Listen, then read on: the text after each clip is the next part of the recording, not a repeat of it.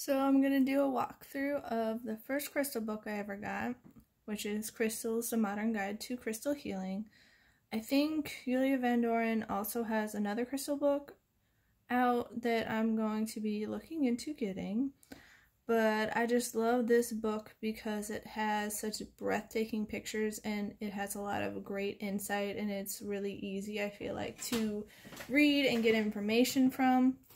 So let's check it on out. But just look at those pictures. They're beautiful. I love all the photography in this book. I love these crystals. But there's the introduction.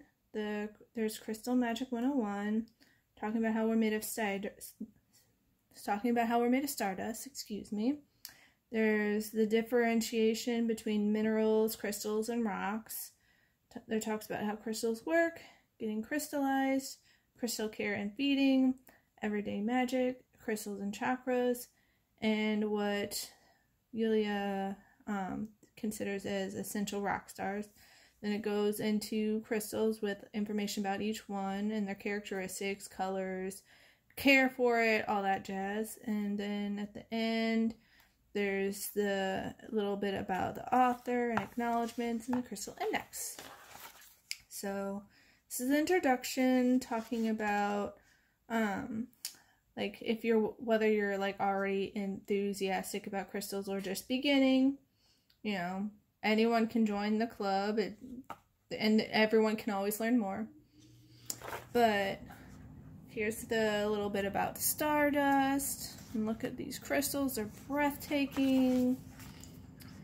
And then, so here's the differentiation between minerals, crystals, rocks, gemstones, and stones. You know, the minerals are just one chemical composition, versus crystals, which are minerals with a visible crystalline form. Rocks can be formed with multiple minerals. Gemstones are the ones strong enough to be cut and polished for jewelry. And stones, as they point out, is a non-technical term. It's like really commonplace, used in everyday language. So here's a little bit about polished versus raw, and then about mining. I definitely wanted to go out mining soon. Like, I'm starting to look into getting some tools because I do not have any. But when we went to Sunshine Daydream the other day, John mentioned a technique. I think he said it was a Japanese bowl polishing technique that you use your hands. There are no tools involved, and like it's for shaping them, and you could do that with geodes. And it's really interesting, and he's recommended using sandpaper to like get the outer coating off, and then you could start seeing the inside, and I definitely want to try that. That sounds like lots of fun. But there's some information about how crystals work with vibration, color, and talisman. Look at that selenite. Ooh, selenite! Then it's talking about getting your crystal collection started, where you can find it. You know, you can go shopping, and like talking about choosing them. You don't have to spend a lot of money. Sometimes you can find them just going out to the beach, in the forest, walking on a path, because sometimes the gravel driveways with all the rocks and all that, they'll have some crystals in there that you can get. But yeah, so there's a lot of good information in here. And then it talks about crystal care and feeding, about cleansing, charging, and programming your crystal buddies, which is really helpful if you are just starting out to learn about crystals and you don't know all that much, because some crystals, like if you want to cleanse them, some people use water, but some crystals it's not a good idea to do that with, like selenite. I remember when I was in Attic Salt getting some crystals at the very beginning of my collection at the beginning of this year, and the cashier's like, hey, just a heads up, don't put all your crystals in water because some of them can't handle it. Definitely do your research, because I put my selenite in water and it disintegrated. And I was like, oh man, no. So definitely do your research before you start charging your crystals with water, because some of them can't handle it, and it'll be a very sad day for you when you look back and find out that all your crystals are disintegrated. Well, not all of them, but some of them. But yeah, talking about using water, sunlight, moonlight, breath, and intention. There's really a plethora of ways to charge them, including smoke and smudging and earth and music and salt. Like, I don't know if all crystals love sea salt, but I know that's one of the main things, is they love sea salt. So that's something to think about.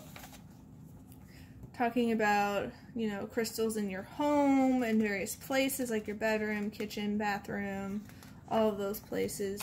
Certain crystals could be more beneficial to place in certain areas. Or you could just have, you know, your favorite crystals everywhere. I don't think that would hurt. And then it talks about crystals at your workplace, crystals on the go, crystals in wellness, because crystals have their own energy as they grew in the earth, and so they can share that energy with you. Certain crystals are going to have different vibrations, frequencies, and energies, so just being aware of that and how they can help you, because some crystals are really energizing and you wouldn't necessarily want to sleep with those if you're trying to go to, you know, go to sleep and get well rested, but maybe when you wake up you'd want to use that one. There's crystals with rituals, crystals as gifts, you know, there are all sorts of little details and information that you can learn about crystals. So here are the chakras and colors that are associated with them, and certain crystals tend to work well with certain chakras, so there's information about that. So here's a placement chart about the different chakras. I know traditionally people know about 7, but there are more than that. Here's information on Chakra Healing. So it's like, here's about the chakra cleanse and charge. It talks about meditating. Meditating is really powerful. If you haven't tried it, definitely look into it. There are different kinds of meditation too, so just because one doesn't work out for you doesn't mean you can't try another one, and sometimes it just takes practice, like any skill and habit. You got to build it up.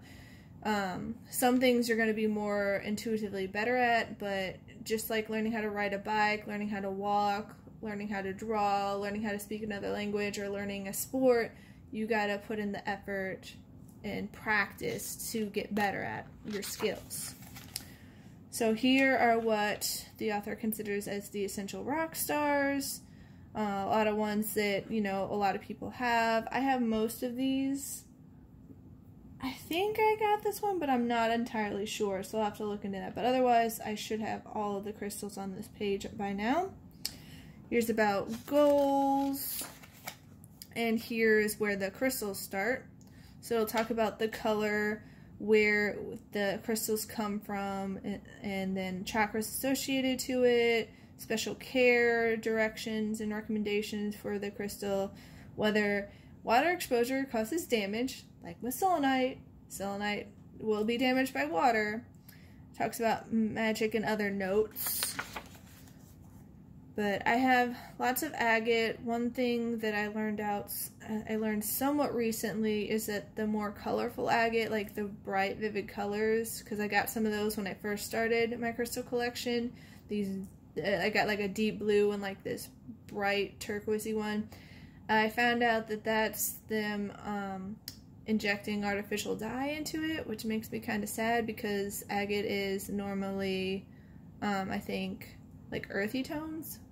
And I find that kind of sad that they'd put all that artificial stuff in the crystal. I'm like, that probably is no good for you. Like all the artificial foods that are getting put in all these human bodies. Oy.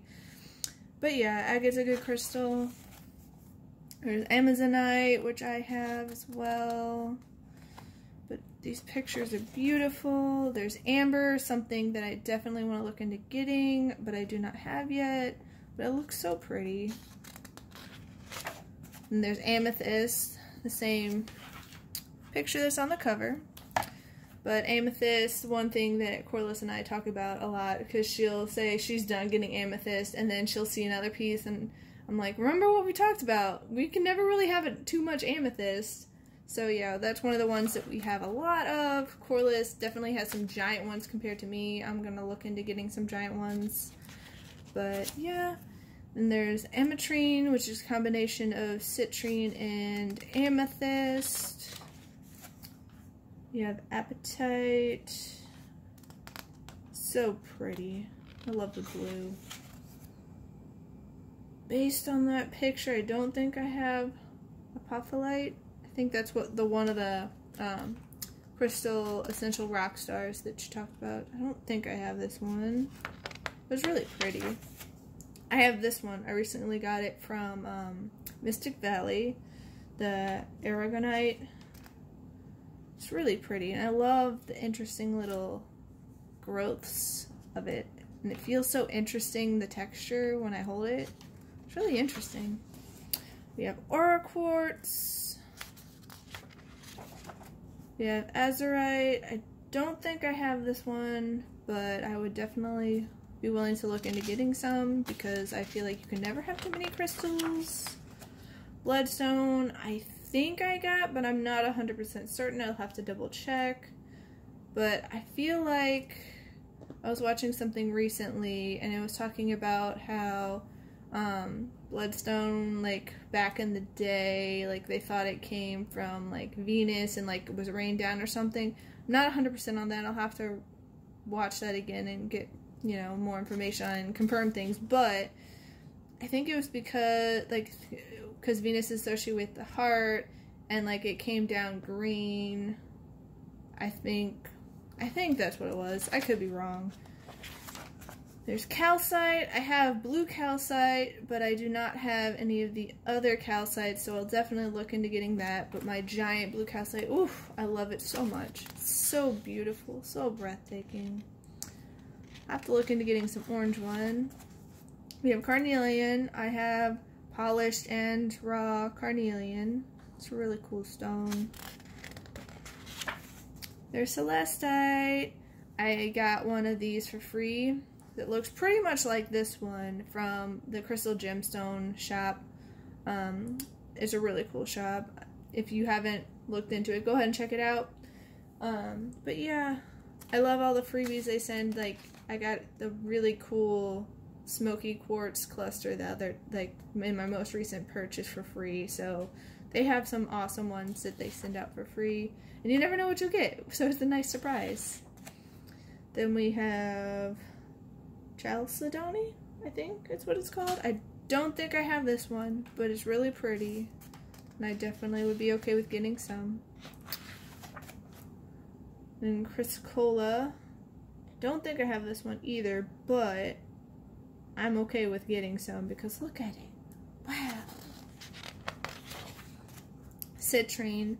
So I have been doing a little bit of research because I've heard about the fake citrine and the real citrine, and my understanding of it is that the fake citrine is heated amethyst, so they call it like it's earned the nickname heatrine.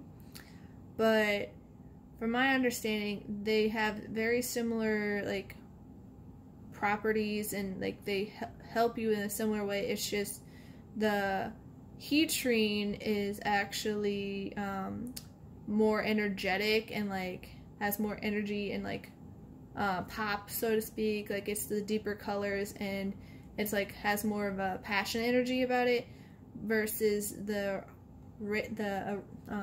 natural citrine, which is a little more pastel and coloring, and it's not as like vibrant in your face, and that one has a calmer energy to it, but they have like the same similar workings and like helping you with energy with, and so yeah, that's what I know so far. I'm gonna look more into it because it's a little bit confusing, because I've seen like in shops, like I don't know if like even the cashiers sometimes know the difference, because my friend got some citrine somewhat recently, and it looks like the really dark, deep, vibrant colors that I heard was actually heatrine, and they said it was the natural kind. So I'm not 100% certain, but yeah, it's definitely keep an open mind to that, and you know, do your own research. Stay knowledgeable. Cobalto Calcite. I do not have this one, but it looks beautiful, and I'm okay with going to get some. Dambarite. I don't think I have this one either, but it looks really pretty. Kind of gives me the vibe of pink Himalayan sea salt, which might be what it's in. I'm not sure. It's really pretty. Desert Rose. I got a Desert Rose from the Goddess Provisions box, the most recent box, this month's July. So yeah, got that pretty one. Emerald. I think I got an emerald, a raw emerald from one of the Goddess Provision boxes too. And I know I got some like really tiny polished emeralds from I think it was a store in Etsy. I don't remember the name off the top of my head, but yeah, I have some emerald. It's really pretty. Fluorite. I love fluorite. It's so pretty, with especially the rainbow fluorite. Ooh, the colors. Man, oh man, I love fluorite. I have this fluorite tower that comes to bed with me. I also have other crystals that, you know, hang out in my bed with me when I sleep. I have a labradorite, citrine, quartz, rose quartz, amethyst. Yeah, I have a whole crystal buddy set up when I go to sleep. Fuchsite. I don't think I have pure fuchsite, but I think from a recent order that came in from Etsy, I got a ruby and fuchsite kyanite combination tower. But I'm okay with getting more fuchsite because, wow, that looks so pretty. Man. There's garnet. I know I have, I think, a rough garnet. I don't know if I have polished garnet or not. But yeah, I'm always okay with getting more crystals because they're so like helpful and beautiful, and just Mother Gaia, you have blessed us with a bountiful amount of beauty. I'm just, wow. Look at this. Halite, oof, looks so pretty. Crystals just grow in all these interesting ways, and each one's its own little entity and special, and I love it. I love all the character in each of these crystals, because even if it's the same kind, like, each individual crystal has its own personality, and I just love it. So there's hematite, there's Iceland spar. I don't have this one, but I wouldn't be opposed to getting it, so it looks cool. There's jade. I have some jade. I have white jade, and I think, yeah, recently I just got some green jade for sure. But yeah. And there's Jasper. I have a variety of Jasper. There's I've gotten picture Jasper. I've gotten ocean Jasper. I think I have red Jasper too. I might have other kinds of Jasper. But yeah, like the giant sphere I recently got from Sunshine Jade Dream. I think it's an ocean Jasper, but John said it was definitely, in his opinion, a Jasper. So yeah, got so many pretty crystal babies. Kyanite. I got kyanite for the first time when we were visiting my family in Arvada, and I got it from Crystal Joys. Crystal Joys is a cool shop if you live out in Colorado in the Arvada area. Definitely check them out. I think they have some other locations as well. Like, they are really cool because they provide opportunities to those with disabilities in the community to help, you know, lift them up and give them employment and all that, which is really cool. I love how they're helping serve the community. Here's my favorite, labradorite. Well, one of my favorites, because there are a lot of awesome crystals out there, but just look at that shine. I love it. I have so much labradorite, but I could have so much more, and I really want a big one. Lapis Lazuli, another one of my favorites. I would definitely be okay with having some bigger pieces. But yeah, I have some smaller pieces, and it just looks so pretty. And if I remember correctly, Lapis Lazuli is made up of 3 different mineral crystal components. I think the blue is the lazurite. I think that's what it's called. Then the gold specks is pyrite and the white is calcite. But yeah, it's so pretty. And then we have lepidite. I have some of that. I'm pretty sure I got some of that from Crystal Joys in Arvada as well. And then we have malachite. I love malachite. I don't have any big pieces yet, but I got some while I was out in Arvada. Well, actually no, I think it was Boulder, because we did a day trip to Boulder, and I think the strip mall out there is called Pearl Street, I think. And there was a crystal shop called El Oro, which was owned by this really sweet lady, and she was really insightful and sweet. And yeah, I got some malachite from there. Definitely be okay getting more, because just look at all the swirls and the patterns, and it looks sort of like paper marbling, and I love it so. And then Moonstone, I got some of the rainbow Moonstone. Where did I last get it? Prospectors, I think. Yeah, I think it was at Prospectors that I last got some Moonstone, and I got one to give to my cousin. It's really pretty. And we have black obsidian. Pretty sure I have a small little stone of black obsidian. We have pyrite. I love pyrite. It's so cool. And I love that it grows in these cube-like formations. It's pretty sweet. But if I remember correctly from what Jeff was telling me at the Silver Lady, is that depending on where the pyrite is found and like where it grows, it can grow in these cube shapes or like these flatter sheets. Because in some other part of the world, I don't remember where Jeff said it was, it like grows in between like these layers of sediment and rock, and so it'll like grow in like this flatter sheet versus the cubes, which I think is interesting. The world is really an interesting place. Definitely want to go out and explore some more areas and travel. Then we have clear quartz. I have a lot of clear quartz. My biggest piece that I have so far I got from the Botanical Gardens, but I definitely want a bigger piece.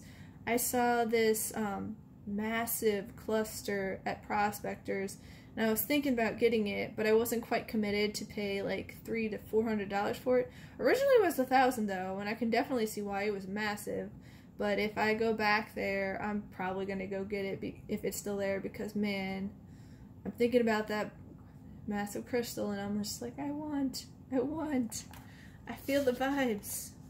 But crystal quartz is a really nice crystal to have in your collection. It provides a lot of healing and clarity, which is very helpful in times like now. And we have rondinite. I have some of that. It's really pretty. We have rose quartz. I have plenty of that. I don't have a huge one. I think the largest one I got was from Attic Salt, and it's a little bit rough. It's kind of polished, but not quite. But it's really pretty. And I heard that someone had like a rose quartz bathtub. That would be so sweet. Corliss and I had talked about just like getting this whole house made out of crystals. That would be so epic. One day. Then we have Retaliated Quartz. I have some of that. It's so pretty. I love all the little lines and spikes inside of it. It's just breathtaking. We have selenite again. Don't cleanse in water. It will disintegrate. Did not happen to me because I found out, but just so you know, don't do it. But yeah, selenite's a really awesome crystal to work with. It never has to be charged. It charges itself, which is awesome. And it's a really good cleansing and clearing crystal that can also help charge other crystals. So then we have Shungite. I have my Shungite bracelet on. It's a really helpful stone to help detox and purify and protect you. I have a Shungite pyramid that I keep by my computer, because it's supposed to help with protecting from the EMFs and all that. Then we have Smoky Quartz. I have a variety of Smoky Quartz. I got one that looked like a crystal cluster that looks like a Y from Sunshine Daydream. I have that new free cluster I got from the Crystal Gemstone shop. I have a couple little points and all that. It'd be cool to get a bigger one. It's a really cool stone. Looks so pretty. We have Spirit Quartz. Pretty sure I have a small one of Spirit Quartz. We have Sulfur, something I do not have, but I'd be okay with getting some Sulfur. I'm trying to remember if that one's toxic or not. Because I know some crystals, well, maybe not. Maybe I'm thinking of something else. I might be thinking about how when we went to see this, to the Silver Lady and Jeff was talking to us, he had some asbestos from something, and I don't know if there was a crystal with it or what, but he had in an air-sealed tube that wouldn't open, and yeah, he has a lot of interesting stuff there. So if you ever see the Silver Lady, it's a cool shop. It's locally owned by Jeff. It's been, he's ran it for 34 years, and he has all these different degrees in rock identification and crystal identification, so he's really knowledgeable. He's super helpful. There's Tangerine Quartz. I don't think I have any of that. Tiger's Eye. I love Tiger's Eye. I need to get some bigger pieces of Tiger's Eye, but I remember when I found out that Tiger's Eye could be, like, there's red Tiger's Eye and blue Tiger's Eye as well. It just blew my mind because I always thought it was the golden brown color. And I think the blue's Tiger's Eye is also known as Hawk or Falcon's Eye, and then the red one's known as Dragon's Eye, I think. I'm still learning on crystals because you can always have more room to grow. There's Black Tourmaline, which is a really good crystal to help with protecting your energies and grounding you. One thing about Black Tourmaline is it's a pretty fragile crystal. It can break. I remember when Corliss went with me to Colorado and she was taking out her massive piece of Black Tourmaline and she found that it had snapped in two. She was somewhat okay with it because she's like, okay, now I have two, but she was very sad. So be careful. It's a fragile, delicate crystal that can break if you're not cautious about it. Then we have Turquoise. Turquoise is so beautiful. Turquoise is actually my birthstone. I love you, Turquoise. I need to get some more turquoise. I have like this little pendant of turquoise, but I could use some other crystals of it. But that is the end of the book. There's some information about the author. There's a crystal index. And yeah, that's the end. So thanks for watching, everybody. I hope you found this helpful, and definitely check out the book if it looks like something that's of interest to you and could be helpful. Have a wonderful day, and I'll see you later. Bye!